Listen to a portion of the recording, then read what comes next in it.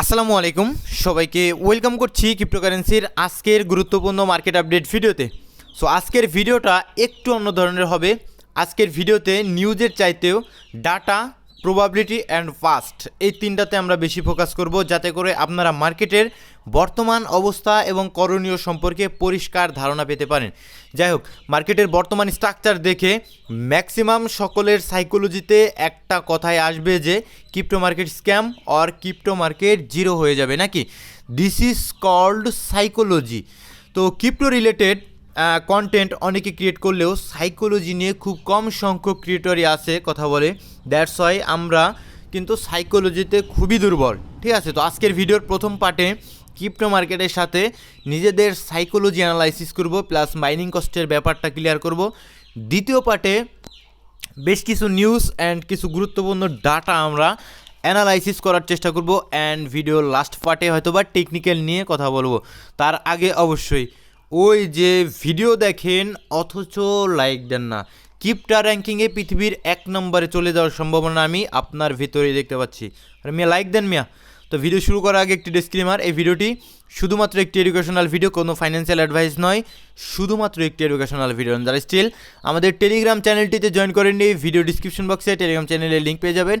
অবশ্যই আমাদের টেলিগ্রাম চ্যানেলটিতে জয়েন করবেন, কারণ মার্কেটের যত instant fundamental news plus technical analysis সব কিছুই কিন্তু আমরা আমাদের টেলিগ্রাম চ্যানেলটিতে শেয়ার করে থাকি।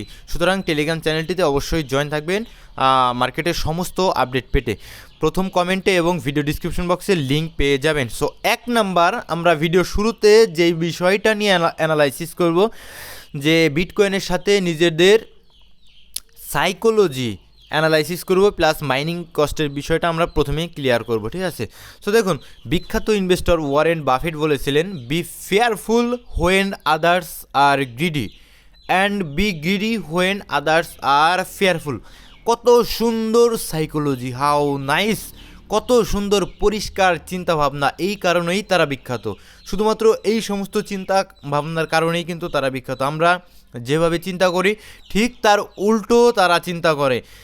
এখানে তিনি বলতে চেয়েছেন মূলত, অন্যরা যেখানে লোভী থাকে, লোভ করে, মার্কেটে বাই করার জন্য ফোমো করে, সেখানে আমাদের ভয় পাওয়া উচিত। আর অন্যরা যেখানে ভয় পাবে, প্রচুর প্যানিকের মধ্যে থাকবে, ফিয়ার থাকবে, সেল দেওয়ার জন্য একদম রেডি থাকবে, সেখানে হয়তোবা আমাদের সুযোগ খোঁজা উচিত। তো বর্তমান সিচুয়েশনে অন্যরা কিন্তু প্রচুর প্যানিকের মধ্যে রয়েছে, প্রচুর ভয়ের মধ্যে রয়েছে। এখানে আমাদের যে বিটিসি যাবে 20-এ, বিটিসি যাবে 10-এ, তো প্রচুর ফেয়ার মার্কেটে রয়েছে। অ্যান্ড ফেয়ার এবং গ্রিড ইন্ডেক্সও যদি লক্ষ্য করেন একদম 100-এর কাছাকাছি, অনেকটাই নিচে রয়েছে। ঠিক আছে, তো এখন আমাদের বিটিসিতে সুযোগ খোঁজা উচিত, সুযোগ খোঁজা উচিত। এটা আমার কথা নয়, ওয়ারেন বাফেটের কথাই অনুযায়ী আমরা যেটা অ্যানালাইসিস করে পাই, যে এখন আমাদের বিটিসিতে সুযোগ খোঁজা উচিত, অন্য অন্য কয়েনগুলো নয়। আপনারা জানেন ম্যাক্সিমাম যারা ক্রিপ্টোকে স্ক্যাম মনে করেন, বিভিন্ন স্ক্যাম অলস কয়েনগুলোর কারণেই কিন্তু ক্রিপ্টোকে আপনারা স্ক্যাম মনে করেন, কিন্তু অ্যাকচুয়ালি ব্যাপারটা এরকম নয়। বিটিসির কিন্তু ইতিহাসে বারবার রেকর্ড রয়েছে, সে কিন্তু all time high and all time high create করতে থাকে। সো অন্যদিকে বিটিসির সাথে নিজেদের সাইকোলজি যদি একটু মেলানোর চেষ্টা করি, দেখুন ভাই, বিটিসি এমন একটা অ্যাসেট, ইতিহাসের পিছনে যদি আমরা তাকাই, যদি একটু ইতিহাসের পিছনের দিকে আমরা তাকাই, বিটিসি কিন্তু লাগাতার অল টাইম হাই কিন্তু ক্রিয়েট করতে থাকে। আমরা শুধু সময়ের সাথে সাথে আমাদের নিজেদের মুডটাই সুইং করে থাকি। ঠিক আছে, চার্টে যদি একটু পিছনের দিকে তাকায়, পরিষ্কারভাবে সাইকোলজি লেখা রয়েছে। প্রিভিয়াসলি আপনারা দেখতে পাচ্ছেন এগুলো উইকলি টাইম ফ্রেমের ক্যান্ডেল, কিন্তু আসলে এগুলো উইকলি টাইম ফ্রেমের ক্যান্ডেল নয়, এগুলো আমাদের সাইকোলজি কিন্তু চার্টে লেখা রয়েছে। এক উইকে আমরা যাব প্রথমে 2017-এ, একটু নিজেকে 2017 সালের দিকে নিয়ে যান, ওই একটু নিয়ে যান, যদি দেখার চেষ্টা করেন। আমরা এখানে যদি দেখি, বিটিসি অলমোস্ট ছিল 2200-র কাছাকাছি, 2800 এরকম প্রাইজে যখন 2017 সালে ছিল। ওইখান থেকে একটা বুল মার্কেট আমরা দেখতে পাই, অলমোস্ট 18,000-এর কাছাকাছি বিটিসি কিন্তু চলে এসেছিলো। তো ওই সময় আমাদের সাইকোলজি কি সেরা, বিটিসি সেরা অ্যাসেট ভাই, সেরা, এর চাইতে কোনো অ্যাসেট নাই। এই সময় 2017 সালে, এই সময় যারা ওই সময় মার্কেটে পাবলিক ছিল, তারা কিন্তু প্রচুর ফোমো করেছিল এবং বলেছিল যে বিটিসি সেরা অ্যাসেট। ওই সময়কার সাইকোলজি দেন ফল ডাউন করেছে, স্ক্যাম ভালো না, ভালো না। দেন কিন্তু আরও পরে যে বিটিসি একদমই স্ক্যাম জিরোর কাছাকাছি, লক্ষ্য করুন 18 থেকে কিন্তু অলমোস্ট এখানে পড়ে গিয়েছিল 3,000 4,000-এর কাছাকাছি। ওই সময় ম্যাক্সিমাম সকলের সাইকোলজিতে শুধুমাত্র এখনকার মতোই যে বিটিসি স্ক্যাম, বিটিসি 20,000 যাবে, 10,000 যাবে, 5,000 যাবে, সেম চিন্তা ভাবনা ওই সময় আমাদের মতো রিটেল ট্রেডারের মাথায় সাইকোলজি ছিল। দেন এইখান থেকে যখন এগেইন কিন্তু আরেকটা বুল মার্কেটের মধ্যে আমরা যাই, বিটিসি অলমোস্ট সেই 3,000 থেকে যখন বিটিসি অলমোস্ট $68,000 কাছাকাছি চলে আসে, একদম পরিষ্কারভাবে সকলে যে বিটিসির মতো অ্যাসেটই নাই, এত সুন্দর অ্যাসেট বিটিসি আমার আত্মীয়। অনেককে বলতে শুনবেন যে বিটিসি আমার আত্মীয়। ওই সময় মানুষের মনে এইরকম সাইকোলজি কিন্তু কাজ করেছে। দেন এইখান থেকে একটা ফল ডাউন এসেছে অলমোস্ট 68 থেকে যদি লক্ষ্য করেন অলমোস্ট 28,000। এগেইন সকলের চিল্লাচিল্লি যে ভাই বিটিসি ভালো না, বিটিসি স্ক্যাম, মার্কেট মেকাররা ম্যানিপুলেশন করে, এখানে আমাদের ফান্ডকে তারা নিয়ে যায়, এইরকম ধরনের চিন্তা ভাবনা। ভাই আপনি তো পুরা চলেনি মার্কেট মেকারদের উল্টো, তাই মার্কেট মেকার আপনাদের কি করবে বলেন? তো যখন এখান থেকে এগেইন অল টাইম হাই, তখন আবার যে বিটিসি তো ভাই নিচে যায়, আবার পরে অনেকে তখন ফোমো করা স্টার্ট করেছে এবং বিটিসি কিন্তু এগেইন তাদের আত্মীয়, ঠিক আছে, যে বিটিসির উপরে ভালো কোনো অ্যাসেট নেই, বিটিসি সেরা অ্যাসেট। দেন যখন আমরা বিয়ার মার্কেটে যাই 33,000-এর কাছাকাছি চলে যায়, দেন আমরা একটা ডেড ক্যাট বাউন্স পাই 33,000-এর কাছাকাছি যখন বিটিসি, তখন কিন্তু ভালো না, স্ক্যাম। দেন যখন আবার উপরের দিকে 47, বিটিসি ইজ ব্যাক। দেন যখন এইখান থেকে একটা ডেড ক্যাট বাউন্স দিয়ে যখন বিটিসি এগিন ম্যাক্স পেইনের মধ্যে পড়ে যায় 15-র কাছাকাছি, বিটিসি 10-এ যাবে, 5-এ যাবে, জিরো হবে, স্ক্যাম, মার্কেট মেকাররা ভালো না, আমাদের টাকা খেয়ে দেয়। তো দেন কিন্তু অ্যাকচুয়ালি ওই সময় কিন্তু প্রচুর ফেয়ার মার্কেটে ছিল। দেন কিন্তু আপনারা বলেছেন যে আসলে ভালো না, এই অ্যাসেটটা ভালো না। দেন কিন্তু again all time high create করেছে। তো রিসেন্টলি এর সাথে আপনারা সকলেই পরিচিত হবেন। আই থিঙ্ক বিটিসি যখন আমাদের এইখানটাতে পৌঁছালো 73-এ, এখান থেকে কিন্তু কারেকশন নিয়ে বিটিসি অলমোস্ট 49-এ এসেছিলো। তো তখন আপনারা টুইটারে দেখবেন ম্যাক্সিমামই ভালো না ভাই, বিটকয়েন ভালো না, চলে যাবে। তো এইখান থেকে দেন এগেইন যখন অল টাইম হাই 1 লাখের কাছাকাছি পৌঁছে গিয়েছে, ফোমো এগেইন তারা ফোমো করেছে যে বিটিসি যাবে 1.5 লাখ, 2 লাখ, 3 লাখ, 10 লাখ, সিজের তো বলা আরম্ভ করলো যে বিটিসি চলে যাবে 10 লাখ, রাইট? সো দেন এইখান থেকে যখন আবার পড়া স্টার্ট করলো বিটিসি 1 লাখ থেকে অলমোস্ট $74,000 আশেপাশে, দেন কিন্তু ওখানে স্ক্যাম, ভালো না, এ খুবই বাজে, এগুলো মার্কেট মেকাররা ম্যানিপুলেশন করে, ঠিক আছে। তো আপনি অ্যানালাইসিস না করতে পারলে আপনার কাছে মনে হবে যে মার্কেট মেকাররা আসলেই ম্যানিপুলেট করে, ঠিক আছে। তো ম্যানিপুলেশন করে, ঠিক আছে, এটা আপনার অ্যানালাইসিস করে বুঝতে হবে। যদি না বুঝতে পারেন কি কারণে মার্কেটে আসেন এই জিনিসটা প্রথমত, ঠিক আছে।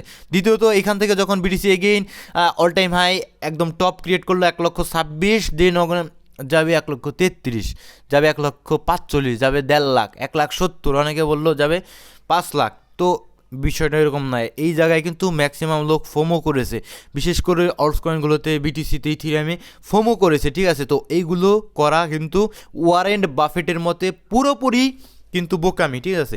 যখন ম্যাক্সিমাম লোকে ফোমো করবে তখন আমাদের কি করা উচিত? ওয়ারেন বাফেটের মতে আমাদের কিন্তু ভয় পাওয়া উচিত। আর ম্যাক্সিমাম সকলে যখন ভয় পাবে তখন কিন্তু আমাদের লোভী হওয়া উচিত, আমাদের সুযোগ খোঁজা উচিত, ঠিক আছে।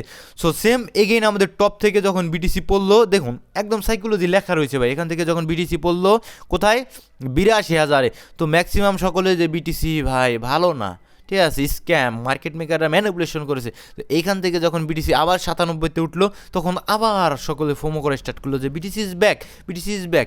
যখন এখানে একটা ডেড ক্যান বাউন্স দিয়ে আমাদের বিটিসি এখন ফল ডাউন করলো, এখন লোকাল বটম বর্তমানে দেখতে পাচ্ছি 60,000, ঠিক আছে, 60,000 কাছাকাছি। এখন আবার সকলে বলছে যে বিটিসি ভালো না, 60 যখন ছিল ভালো না, এখন কিছুটা বাউন্স ব্যাক করেছে, যদিও খুব একটা বেশি নয়। এখন আবার বিটিসি ব্যাক, ঠিক আছে, আবার কিছুটা ডেড ক্যাট বাউন্স করবে, হয়তো বা 80-84 এরকম জন্য যেতে পারে, বিটিসি ইজ ব্যাক। দেন কিন্তু আরেকটা ম্যাক্স পেইন আমরা প্রিভিয়াস সাইকেলগুলোতে যেগুলো দেখতে পেয়েছি, যে আরেকটা ম্যাক্স পেইন হয়তো বা 45 থেকে 50,000-এর ভিতরে থাকার সম্ভাবনাই সবচাইতে বেশি থাকবে। দেন পরবর্তীতে কিন্তু বিটিসি আলটিমেটলি ভাই কেউ বলতে পারবেন না বটম করবে কোথায়, বিয়ার মার্কেটে অ্যান্ড বুল মার্কেটে টপ করবে কোথায়, এটা কিন্তু কেউ বলতে পারবে না। সুতরাং আপনাদের কি করতে হবে, বিটিসি, অনলি বিটিসি, অন্য কোনো মানে অন্য কোনো ক্রিপ্টোকারেন্সিতে অন্য কোনো অ্যাসেট নয়, অনলি বিটিসিতে সেইভাবে প্রস্তুতি নিয়ে আস্তে আস্তে আস্তে আস্তে যদি আপনি ঢালার ইচ্ছা থাকে, হয়তো বা মনে করুন আমি উদাহরণ দিচ্ছি, ঢালার ইচ্ছা আছে আপনার 1,000 টাকা, এখানে আপনার অবশ্যই হয়তো বা 200-300 টাকা ঢালা ঢালতে পারেন, কোনো ফাইন্যান্সিয়াল অ্যাডভাইস নয়। দেন হয়তো বা নিচের দিকে যদি পান আপনি 58-তে পাওয়ার একটা চান্স রয়েছে, তো যদি 58-তে পান হয়তো বা আরও 200, দেন যদি 50-এর দিকে 40-এর দিকে পান দেন হয়তো বা আপনি বাদবাকি 1000 টাকা আর মতো আপনি মোটামুটি ঢালতে পারেন, মানে পার্ট করে বিটিসিতে, ঠিক আছে, অ্যাজ এ ইনভেস্ট করার মতো অ্যাসেট। বাট অন্য অন্য অলস কয়েনগুলো কিন্তু আমি বারবার বলি স্টপ লস ছাড়া কোনো ধরনের কোনো অলস কয়েন রাখা উচিত নয় মার্কেটে। আর বিটিসির বিষয়টা সম্পূর্ণ আলাদা। বিটিসি আজ হোক কাল হোক পরবর্তীতে কিন্তু তার অল টাইম হাই যত নিচে যাক না কেন তার অল টাইম হাই আবার টেস্ট করার সম্ভাবনাই সবচাইতে বেশি থাকবে। সুতরাং ফোমো করবেন না, ঠিক আছে, একটু সাবধানে জেনে শুনে, বিকজ এখানে আপনারা যেহেতু সকলে আসেন বড় রকমের ইনভেস্ট আপনারা করেন, সেক্ষেত্রে নিজেরা একটু অ্যানালাইসিস করা আমার মনে হয় ব্যক্তিগতভাবে উচিত, ঠিক আছে। সো 2 নম্বর মাইনিংয়ের বিষয়টা যদি আমরা একটু অ্যানালাইসিস করি, ঠিক আছে, তো মাইনিংয়ের বিষয়টা যদি একটু অ্যানালাইসিস করি, তো বিটকয়েনের ইতিহাসে দেখা গেছে বিটকয়েন তার অ্যাভারেজ মাইনিং কস্টের নিচে যতবারই গিয়েছে সেখান থেকে আসলে বেশি দিন থাকে না বিটিসি।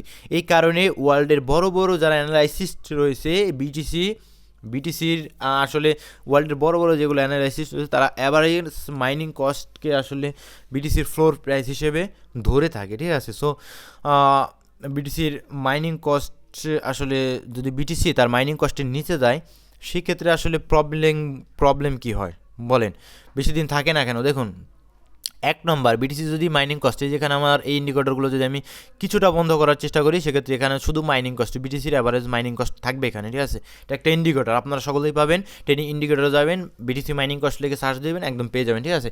সো যখন বিটিসি তার মাইনিং কস্টের নিচে থাকে তখন কি হয়, দেখুন দুর্বল মাইনার যারা রয়েছে, যারা রিটেল মাইনার, তারা কিন্তু ক্যাপিচুলেট হয়ে যায়, ঠিক আছে, তাদের বিদ্যুৎ খরচ বেশি হয়ে যায়, তাদের পুরোনো মেশিন দিয়ে হয়তো বা খুব বেশি আসলে মাইনিং করতে পারে না, দেখুন তারা লোকসানের মধ্যে কিন্তু পড়ে, ঠিক আছে, ফলে নেটওয়ার্কে হ্যাশ রেট কমে যায়। 2 নম্বরে ডিফিকাল্টি অ্যাডজাস্টমেন্ট হয়, ঠিক আছে, মাইনাররা যখন বেশি থাকে তখন কিন্তু ব্লকের ডিফিকাল্টি বেশি থাকে।